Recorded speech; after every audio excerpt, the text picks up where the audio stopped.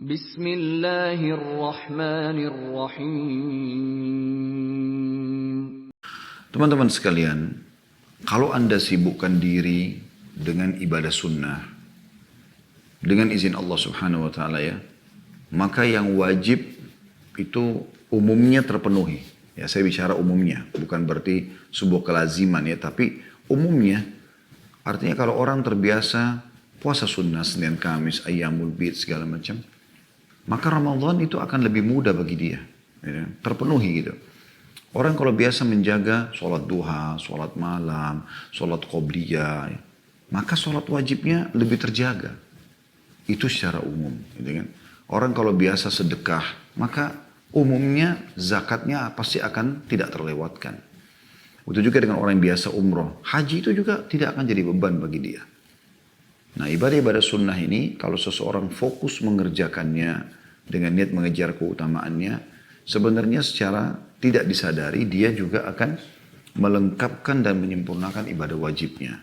Saya tidak bicara sisi negatifnya. Kalau misalnya orang, kalau gitu saya sholat sunnah saja wajib saya bengkalikan, itu kan kekonyolan dalam bahasa ya. Bukan seperti itu yang dimaksudkan. Tapi yang dimaksudkan di sini adalah bagaimana kalau seseorang itu peduli dengan ibadah-ibadah sunnah, dia mengejar keutamanya, maka secara umum yang wajib juga akan termudahkan. Oleh karena itu teman-teman sekalian, kita perlu membahas memang ibadah-ibadah sunnah. Tentu kalau kita ingin rincikan banyak sekali ya. Tapi ini kita fokus kepada apa yang disebutkan oleh penulis saja. Dan mudah-mudahan ini menjadi pembuka pintu supaya Anda nanti akan lebih banyak membaca semua jenis ibadah sunnah. Karena dalam poin kita yang sedang kita bahas di buku 70 kekeliruan wanita itu tidak disebutkan tentang puasa sunnah ya, atau belum disinggung maksud saya. Dia cuma kasih contoh tentang baca Quran dan juga sholat duha dan sholat malamnya gitu kan, dan sholat sunnah rawatibnya atau sholat sunnah yang berhubungan langsung dengan sholat wajib qobliyah dan ba'diyah. Tapi puasa sunnah, berzikir, kemudian apalagi berdoa, itu semua masuk sebenarnya dalam bahasan, tetapi beliau penulis tidak singgung masalah itu. Makanya kita fokus kepada apa yang dibahas saja. Dan saya berharap nanti bahasan-bahasan ini yang akan memicu Anda, oh iya ternyata saya harus tahu ini amal-amalan sunnah apa saja, seperti itu ya.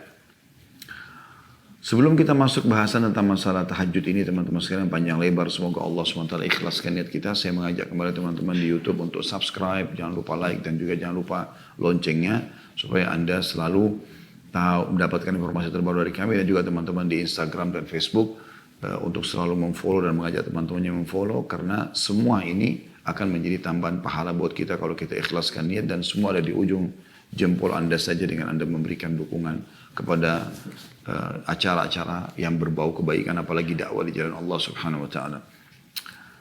Kita akan masuk teman-teman sekalian di bahasan pertama. Masalah tahajud ini adalah pengertian tahajud itu sendiri. Syekh Said mengangkat di halaman 5 dari buku beliau setelah penjelasan pembukaannya, saya lewatin. Beliau mengatakan menurut bahasa hajadar rajul, ya, di dalam kurung tanpa tasydid, hajadar rajul artinya seseorang tidur di malam hari. Adapun hajadar rajul pakai tasydid jimnya artinya ia sholat di malam hari. Adapun al-mutahajjid artinya orang yang berdiri di malam hari, bangun dari tidurnya untuk sholat malam. Ya, jadi kalau teman-teman mengatakan tahajud, berarti memang langsung maknanya kepada orang yang sholat di malam hari. Seperti itu. Kemudian hukum sholat tahajud sendiri, sholat di malam hari, ya, hukumnya adalah sunnah muakkadah atau sunnah yang sangat ditekankan. Sholat ini ditetapkan sunnah muakkadah sesuai dengan dalil-dalil Al-Quran dan sunnah. Beliau angkat banyak sekali dalil, saya akan bacakan sebagiannya. Karena saya berharap pada pertemuan ini kita bisa menyelesaikan buku yang mungil ini ya. Walaupun Anda lihat kecil begini, ini kurang lebih jumlah halamannya sekitar 63 halaman. Ya. 64 halaman kurang lebih. Dan kita masih ada di halaman 5 sekarang.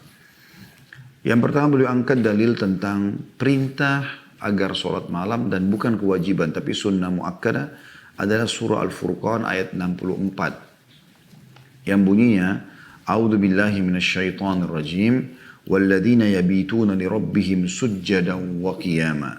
dan orang-orang yang melalui malam hari dengan bersujud dan berdiri untuk Rabb mereka. Jadi Allah SWT memuji hamba-hambanya yang mengkhususkan waktunya di malam hari agar beribadah, sholat kepada Allah Subhanahu wa taala. Juga dalam firman Allah Subhanahu wa taala dalam surah Az-Zariyat ayat 17 sampai 18, A'udzu billahi minasyaitonir rajim. Kanu qalilan minal laili ma yahja'un wa bil ashari hum yastaghfirun. Mereka sedikit sekali tidur di waktu malam dan di akhir-akhir malam mereka memohon ampun kepada Allah. Mendekati waktu subuh, mereka isi dengan istighfar. Jadi ada pujian Allah SWT terhadap hamba-hambanya yang justru meninggalkan tempat tidur mereka. Ya, di malam hari mereka tidur tapi tidak banyak. Karena Allah menggambarkan mereka sedikit tidur di malam hari. Begitu juga Allah lebih tekankan lagi dalam surah As-Sajdah. Ayat 16 sampai ayat 17 yang bunyinya A'udzubillahi minasyaitonir rajim. تتجافى جنوبهم عن المضاجع يدعون ربهم خوفا وطمعا ومما رزقناهم ينفقون فلا تعلم نفس ما أخفي لهم من قرة أعين جزاء بما كانوا يعملون. Lambung mereka jauh dari tempat tidur mereka. Maksudnya mereka tidak tidur. Atau mereka lagi tidur, mereka bangun untuk mengerjakan sholat.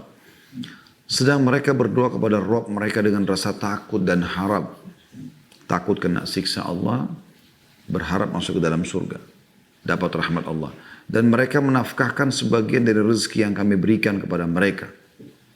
Seorang pun tidak mengetahui apa yang disembunyikan untuk mereka, yaitu bermacam-macam nikmat yang menyedapkan pandangan mata sebagai balasan bagi mereka atas apa yang mereka kerjakan. Maksudnya nanti di surga, Allah akan siapkan sesuatu yang mengejutkan mereka, yang membuat mereka gembira. Terkejut sini bukan berterkejut yang negatif, tapi positif ya. Jadi mereka tuh merasa nanti, ternyata sholat malam itu dapat ini ya. Ada kejutan-kejutan akan diberikan untuk mereka nanti. Jadi Allah Subhanahu wa taala menyebutkan banyak sekali dalil ya, dalam Al-Quran tentang masalah sholat malam ini.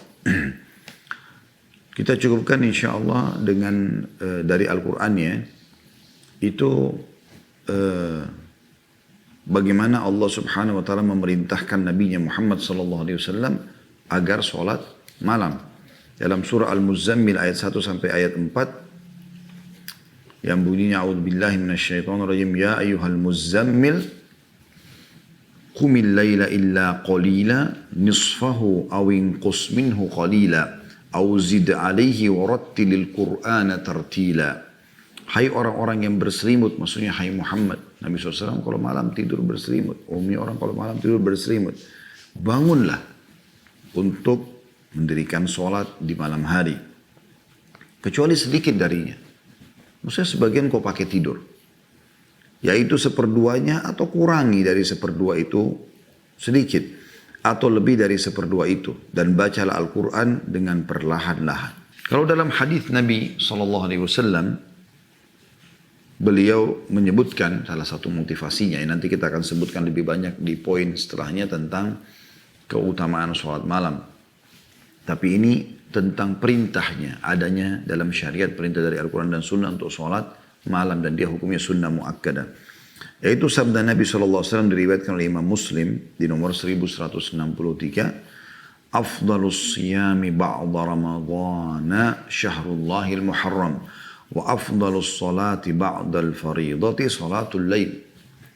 Paling utama puasa setelah puasa Ramadan adalah puasa di bulan Allah Muharram. Dan Anda sekarang masih berada di bulan Muharram. Maka masih ada kesempatan-kesempatan meraih pahala ekstra. Kalau Anda puasa Senin Kamis, ya. Sekarang sudah lewat Ayyamul Bid, pertengahan bulan, sudah di atas tanggal 20-an, maka Anda tinggal mengejar yang tersisa ini.